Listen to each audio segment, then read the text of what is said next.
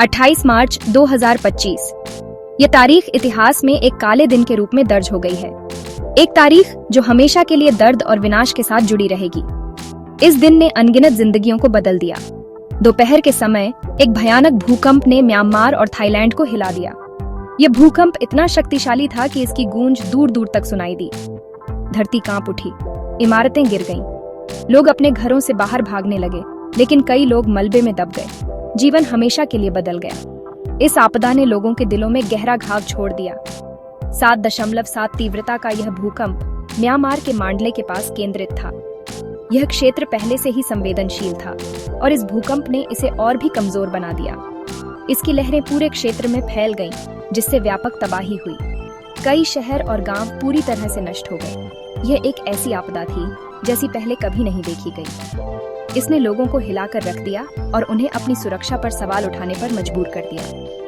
धूल जमने के बाद विनाश का भयावह स्तर स्पष्ट हो गया। हर तरफ मलबा और टूटे हुए सपने बिखरे पड़े थे। म्यांमार, जो पहले से ही राजनीतिक उथल पुथल से जूझ रहा था, को सबसे ज्यादा नुकसान हुआ। इस आपदा ने देश की स्थिति को और भी गंभीर बना दिया। इसके पड़ोसी देश थाईलैंड को भी काफी नुकसान हुआ। वहां भी कई इमारतें गिर गईं और लोग बेघर हो गए। मृतकों की संख्या हजारों में थी। ये संख्या हर गुजरते दिन के साथ बढ़ती जा रही थी। घायलों की संख्या कहीं अधिक थी।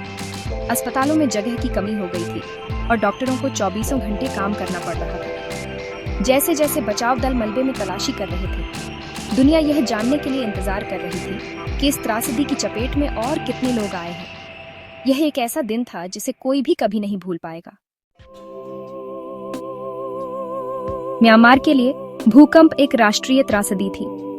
देश का दूसरा सबसे बड़ा शहर मांडले तबाही के केंद्र में था। कभी जीवंत और जीवंत शहर अब खंडहरों के ढेर में तब्दील हो गया था। इमारतें धराशायी हो गई थीं, सड़कें फट गई थीं, हवा धूल और मलबे से भरी हुई थी। प्राचीन स्मारक और मंदिर, जो म्यांमार की समृद्ध सांस्कृतिक विरासत के प्रमाण थे, क्षतिग्रस्त हो गए थे। प्रतिष्ठित महामुनि पगोड़ा, जो सदियों से तीर्थयात्रियों का सम्मानित स्थल था, भूकंप के प्रकोप से बच नहीं पाया।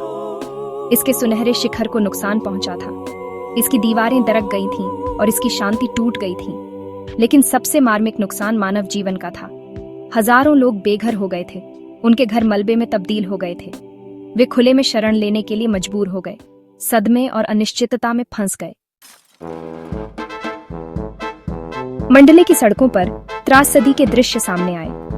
एक समय जो शहर जीवन और गतिविधियों से भरा हुआ था, अब वहां केवल मलबा और बर्बादी ही दिखाई दे रही थी। बचाव दल मलबे के बीच फंसे लोगों को खोजने के लिए अथक प्रयास कर रहे थे। हर तरफ से चीखें और मदद की पुकार सुनाई दे रही थी और बचाव कर्मी अपनी पूरी ताकत से काम कर रहे थे। एम्बुलेंसें घायलों को ले जाने के लिए सायरन बजाती हुई दौड़ रही थी। हर कोने में आपातकालीन वाहन थे, जो मलबे से भरी सड़कों पर रास्ता बनाने की कोशिश कर रहे थे। हवा में धूल, धुआं और चीख पुकार मची हुई थी।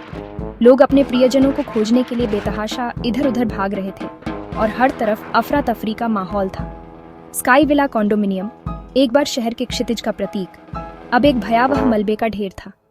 यह इमारत कभी शहर की शान थी, लेकिन अब यह केवल बर्बादी की कहानी कह रही थी।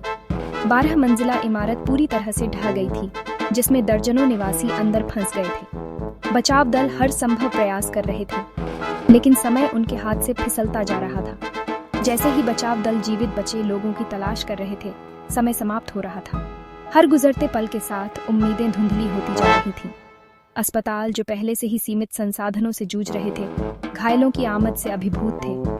हर बिस्तर पर एक घायल व्यक्ति था और डॉक्टर और नर्सें अपनी पूरी क्षमता से काम कर रहे थे। डॉक्टर और नर्स बिना रुके काम कर रहे थे, जान बचाने के लिए अथक प्रयास कर रहे थे। हर किसी की आंखों में थकान और चिंता साफ झलक रही थी, लेकिन जरूरत बहुत ज्यादा थी।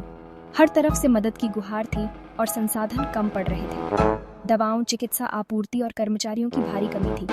अस्पताल के शेल्फ खाली थे और कर्मचारी थकान से चूर थे। इस आपदा ने शहर को पूरी तरह से हिलाकर रख दिया था।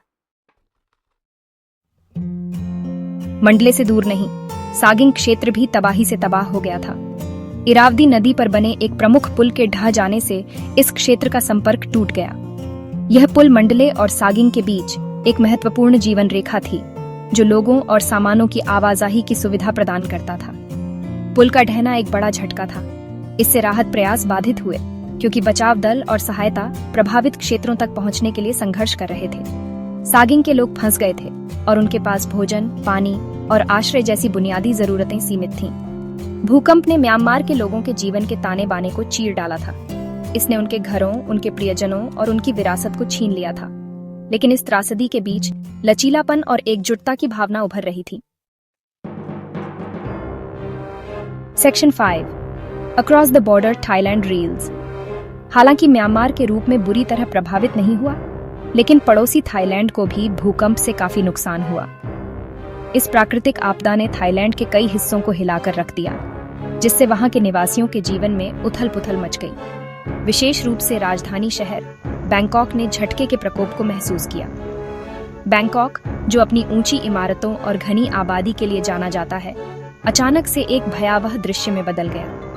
ऊंची इमारतें हिल गईं और दहशत फैल गई क्योंकि लोग अपनी जान बचाने के लिए सड़कों पर भागे।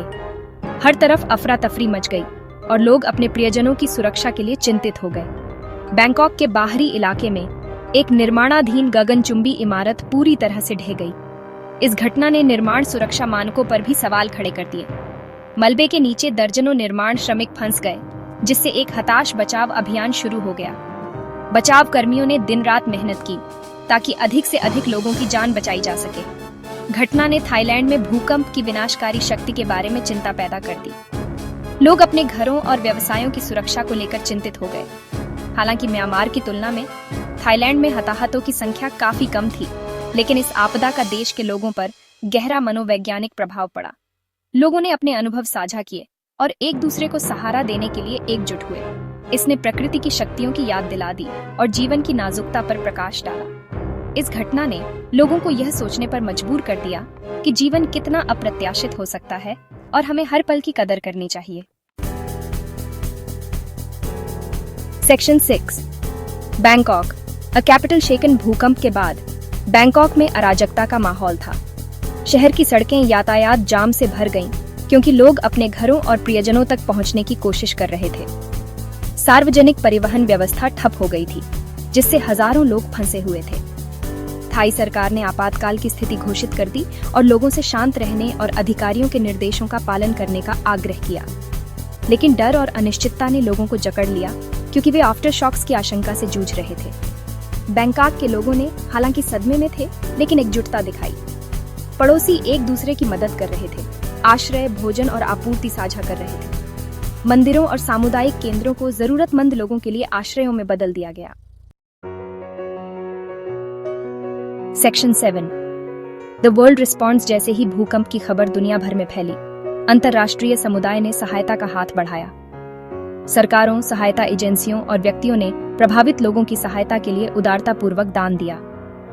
खोज और बचाव दल, चिकित्सा पेशेवर और राहत सामग्री ले जाने वाले विमान म्यांमार और थाईलैंड पहुंचे। संयुक्त राष्ट्र ने एक बड़े पैमाने पर राहत प्रयास का समन्वय किया, जिसका लक्ष्य प्रभावित लोगों को भोजन, पानी, आश्रय और चिकित्सा देखभाल प्रदान करना था। राहत प्रयासों में अंतर्राष्ट्रीय सहायता महत्वपूर्ण थी। हालांकि राजनीतिक जटिलताओं और रसद संबंधी चुनौतियों ने सहायता के वितरण में देरी की, खासकर म्यांमार में। प्रभावित क्षेत्रों तक पहुंचने के लिए सड़कों और बुनियादी ढांचों को हुए नुकसान ने राहत प्रयासों में और अधिक बाधाएं खड़ी की। Section 8 picking up the pieces. भूकंप के तत्काल प्रभाव के बाद म्यांमार और थाईलैंड दोनों के लोगों ने लंबी और कठिन पुनर्निर्माण प्रक्रिया शुरू कर दी। चुनौतियां भारी थीं, लेकिन इस त्रासदी का सामना करने के लिए दृढ़ संकल्प की भावना थी। म्यांमार में सरकार और सहायता एजेंसियों ने विस्थापितों को अस्थायी आश्रय, भोजन और चिकित्सा देखभाल प्रदान करने पर ध्यान केंद्रित किया। क्षतिग्रस्त बुनियादी ढांचे के पुनर्निर्माण और अर्थव्यवस्था को पुनर्जीवित करने के लिए दीर्घकालिक प्रयास किए जा रहे थे। थाईलैंड में सरकार ने प्रभावित व्यवसायों और व्यक्तियों को वित्तीय सहायता प्रदान करने का वचन दिया।